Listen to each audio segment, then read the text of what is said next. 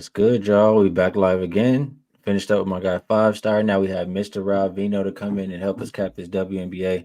It's been a little bit, Veno. How's everything been with you? And is WNBA treating you nicer than it's treating me lately? I think we're visiting the same treatment center with WNBA skis. Oh my God, a little bit rough, but hey, it's it's always subject to go that way for a little bit and then come back the other way. So we look forward to tonight's card, especially Skee. I found a couple of spots that I really like here tonight, and I haven't felt that way, honestly, where I saw numbers that I thought were really worth jumping at right away. So let's see what we can do with it. Glad to be back, though. Last time I saw you, we were together with Kyle earlier this week. But I'm glad to be back on your show for sure with your chat room. And the chat, they're getting their guesses in. Black or navy blue? It looks dark to me. It's one of those two. It is navy blue. All righty. So Pretentious Prodigy, you look like the winner today. And I think I was thinking he is a member, but in general, I think I should be doing this for the members with these guesses and the this stuff I'm doing. So members in the future, make sure you get your guesses in. That's what I'm gonna do. Pretentious Prodigy, hit me up, whether it's in the Discord, the comments, on Twitter, and just let me know what's the best way for you to get paid so you can get some free lunch today. Appreciate you guys all for your guesses. We're on a little bit of a time crunch today, so let's get to it. We have 4 games in the W, and we will start with 607, 608. Sparks, Mystics, opened up Mystics minus 5.5. They're now 4.5-point favorite. Total opened up 161.5, and the consensus is 164. As far as an injury report, Shakira Austin is questionable with an illness as well as her hip injury she's had all season. Samuelson is out. Sparks still without Lexi Brown. You have Aerie. I think they're both doubtful. Aerie and Clarendon. Yeah, they're both doubtful. So we'll be without all those people for the Sparks. I'll be honest, Rob. Out of the 4 games, this is the one that has my attention the least. It's 2 of the bottom feeders. I think they're both 6-22 on the season. Neither one of them is making the playoffs. I mean, I'll say this. I don't think I can lay with Washington, especially if Shakira Austin is not out there playing. And if she's not out there playing, it'll also make the defense softer. 2 teams playing at the fastest pace post All-Star. Will you be agreeing with the market and that over? Or how are you looking at this game? Well, if I gave you 2 guesses on that, Skee, you'd get it right on the first guess. Yeah, I agree with that move on the over. A couple of reasons why, too, just to dig into it a little bit here. Washington, of course, predicated on the 3-point attack. And they come off a pair of games where they played 2 of the best 3-point defenses in the league. Wind up playing Minnesota, ranked number 1. Wind up playing Seattle, ranked number 3. And the game against Seattle the other night goes 83-77, 160 points scored in a game that needed to get over 161.5. And Seattle shot a franchise worst 3 of 23 from 3. So really, if you want to rescore that game the way they rescored things, it should have gone over even this number here tonight. So Washington comes off, playing 2 tough 3-point defenses, and now they play the league's worst. LA's dead last in stopping the 3, give up almost 38% per game. Even without Carly Samuelson, Washington's got plenty of weapons to shoot the basketball. Didn't actually shoot it that bad from beyond the arc against the 2 teams I previously mentioned. Sykes and Atkins came back and had pretty good games against Seattle after having poor games against Minnesota. And I think the scoring works both ways here. I think LA's got potential to score, Skee. That front line, pretty good at this point in time with Hamby, Stevens, and Jackson, especially if Shakira Austin doesn't play. Helps LA in the paint. But I like the point you brought up in the end about pace. These 2 teams are both moving the basketball. Odyssey Sims, now part of that LA Sparks offense, which they tend to move the ball up and down the court a little bit quicker at this point in time. And I think if you're looking at the Sparks, they just came off a game against Connecticut. I know in texting back and forth with you, the Connecticut offense was making your eyes bleed that night, but LA was 2 of 19 from 3. And they're going to be happy to see Washington, which is a very generous style defense. So I'll say this: Washington, their games, the last 18 games they've played, 14 of those have gone over this particular number, 163 and a half, 164. And I think it happens again here. I think they both get up and down. I think Washington will shoot threes. Pace should be there. So I kind of like the total here. I agree with the move. I caught it at 163 and a half. If you can find it out there, I could suggest that to folks watching the show. Well, I want to show you this, Rob. Uh-oh. I want to show you this. Let me see here. Screen share. There we go. Well, here it comes. These are some after All-Star break numbers here. Pace-wise, number 1 and number 2. Defensive rating, Mystics are number 1 in the league. Different kind of defensive team when you have Austin and Sykes. I mean, that's what I was mentioning to you on what was it? I think I said that on Kyle's show when we were both on there. So I just wanted to show you that. And does that bother you? Well, I would say this: if Seattle can get to 83 against Washington and go 3 of 23, a franchise worst in history of the team, and like I say, still get to 83, then I would say it doesn't bother me as much, especially since the pace is going to be there. So, and Washington may do the bulk of the scoring here, Skee. It's very possible because they have the 3-point shooters. The other side doesn't. But I think the number's in a good place. If it were upper half of the 160s, and I'm finding this out in the WNBA, getting to 165 or better in this league is hard. It's really hard. To get 83, 82 out of any of these games is tough. But I think it happens here tonight. All right, let's move it on over to the next game, and that should be Mercury and Atlanta Dream. They just played. They're going to do it again. Mercury are a 2-point favorite. Total hasn't really moved. It did drop a point to 162.5. Rebecca Allen remains out. Ariel Powers out for the Dream, and Cheyenne Parker Tyus. Let's see, it says game time, but I don't think she's going to be out there. Yeah, she's more like doubtful. So the Dream, they're not dead just yet. They come out the break fighting for their playoff life, and they've won, 3 in a row. They did just beat the Mercury. Mercury have had a tough schedule. They played they played 6 games, I think, so far since they've came back. And I saw something. I don't know how true it is, but personal news about Brittany Griner. Head might not be in the best place. I'm thinking the Dream can win this game again. How do you feel about this one, Veno? They're playing well, Skee. And if you're looking for a so-called under-the-radar team that's projecting up right now, it's the Dream. Hey, wait, is it 3 or 4 wins in a row now? 3. And not against lousy teams either in a couple of those situations. So they're beating playoff-style teams. And it's funny, I don't have the numbers in front of me. Skee, we talked about it prior to the injury. A little bit with the Dream. And since she's come back, I don't know what their record is with Jordan Canada, but when she's in the lineup, they're way better. I mean, I'd love to know what their record is against the spread with her this season, because she's been like the missing piece for this team.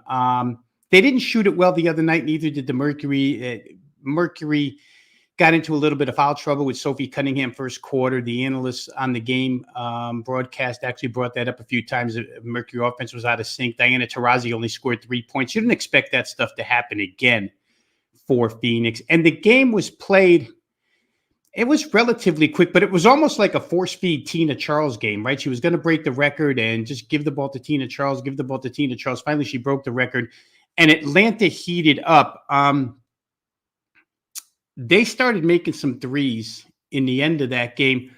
I think that the shooting percentages probably come up for both teams tonight, second of not quite back-to-backs. But for Atlanta, just to show how good they've been, they scored 82, 83, and 79 against Connecticut, Minnesota, and Seattle prior to beating Phoenix the other night. That's a lot of points to score against those defenses. Phoenix is not really a good defense. I think Atlanta's a good side here, Skee. I think if you're going to attach yourself to a train that's up and coming right now, if you want to be proactive, Atlanta probably is that team, and they do benefit. You talked about Phoenix's schedule. I think Atlanta's been home for all of these games, so they benefited from staying in place too. Yeah, I'm with you on that. So Atlanta does look like the right side to me. Eric says Ryan Howard is the difference. Yeah, definitely missed her for about a month as well. I think both of them make a big difference, her and Jordan Canada for this dream team. So looking at the home team for myself. We'll move it on over to Chicago and Connecticut. Opened up Sun minus 10.5. They're 11.5 point favorite. Total open 11 or 11.5. Total open 156.5 and it's down to 154.5. As far as an injury report, um, usual suspects for these teams who've been in, they'll continue to play today. When I look at this game, Rob, Chicago, I mean, both teams that are rested, but Chicago does have rest advantage. You can argue, too many days, is it rust? But this is a team who should be focused, right? They, I think, are a game, maybe a game and a half ahead of Atlanta as far as that last playoff spot. And you should give max effort. As far as Connecticut, you do have Marina Mabry going to play her old team. She just requested a trade from, so I'm not mad at anybody if they want to bet on her points, bet on her in a bounce back game, et cetera, because her last game was not good. Um, Connecticut, for that same reason though, like just trying to get the chemistry right or whatever the case may be. I just don't feel like they're the team you want to be laying double digits with until they find it. So I'm thinking the Sky. Those two reasons make me look at the Sky plus 11.5. What do you think about Chicago and Connecticut? I'm a little conflicted because I think the number's high. And again, Connecticut is not your best double digit favorite. We've stated that over and over again. They just don't seem to fare well in that particular role. They played this team twice. They beat them twice, 83-75, 86-82. While I think the price might be a little bit too much, I hate the matchup for Chicago. The only thing Chicago does well is hit the offensive glass, get their own boards, try and score again. They cannot shoot from distance. That's something Connecticut struggles at, though. They give up a lot of offensive boards. Yeah, they're big enough. They should be big enough inside, though. But again, going back to the two games that they played earlier this season, Skee, Chicago did play them tough, right? 83-75 is only an 8-point difference. 86-82 is only a 4-point difference. It's not 11.5. So I think the numbers probably, and again, we're in the business of betting against numbers. The matchups and all, which I love to look at first, are great, but sometimes the odds maker is just inflating stuff. I can tell you this, where my power ratings are concerned, I made Connecticut 11, so it kind of shows you that the number's justified, but when I look at all the other exterior factors, I don't know that Connecticut's the right type of team to lay this particular number. Now, they could come out and have a hot shooting night, Skee, but that doesn't happen very much.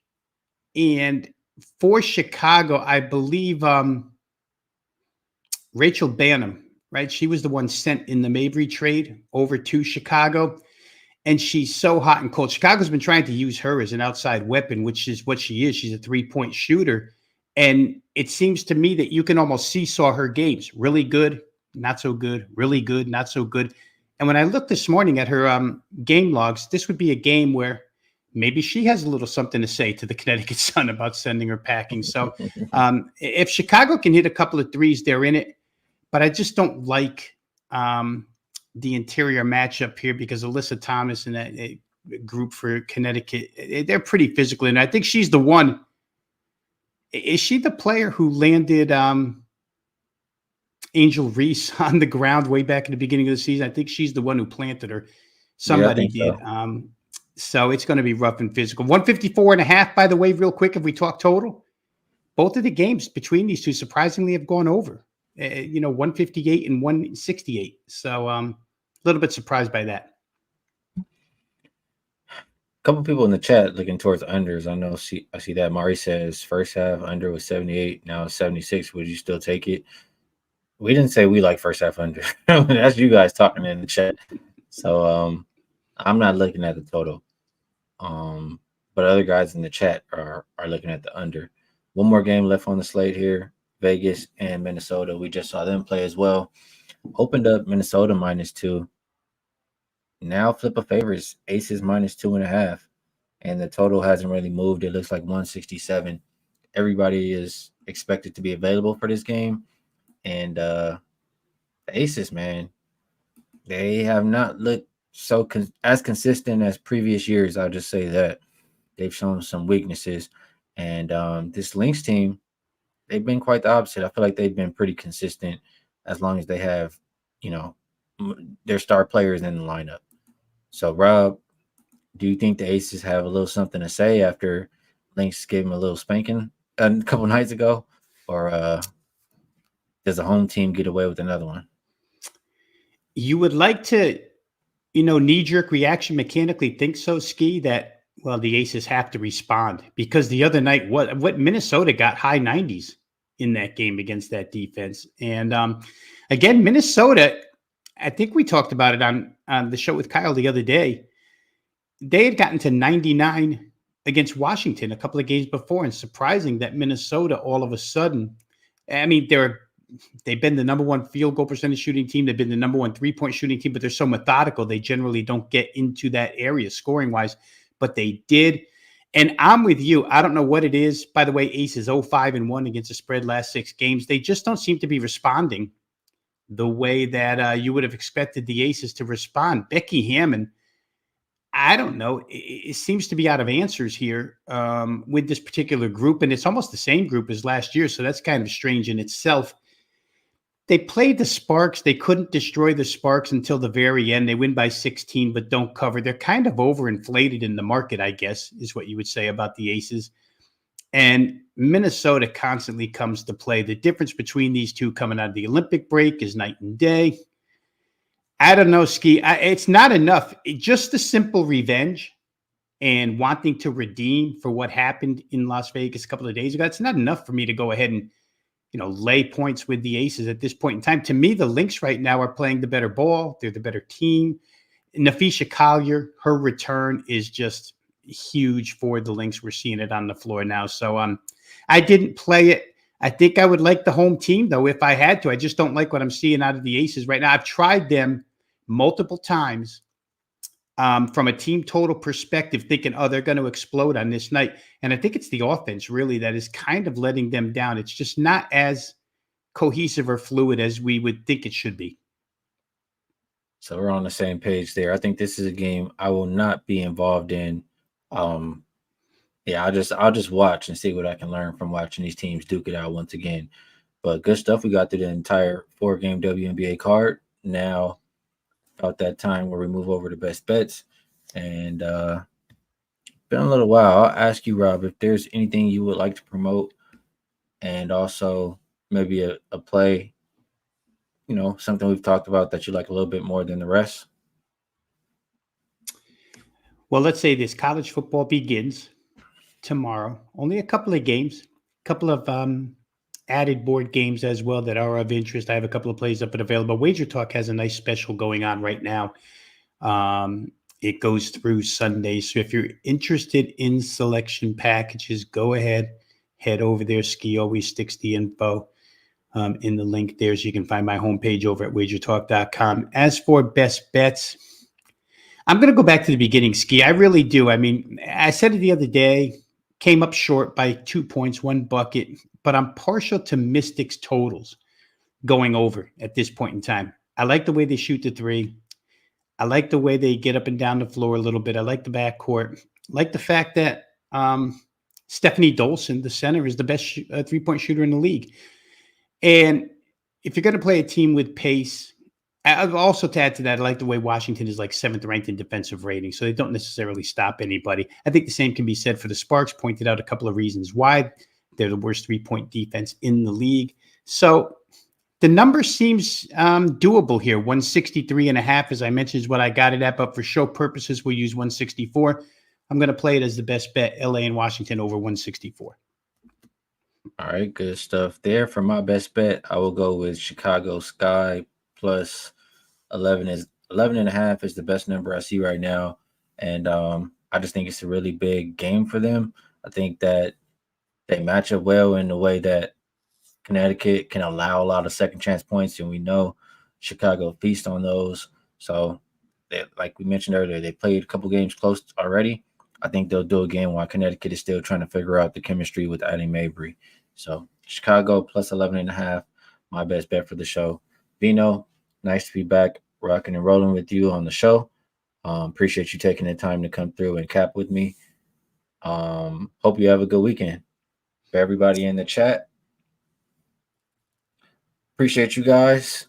It's great doing the show with you guys again. I did enjoy my break, but I also do enjoy doing the show with you guys. So best of luck to everybody. We'll catch you guys again next week.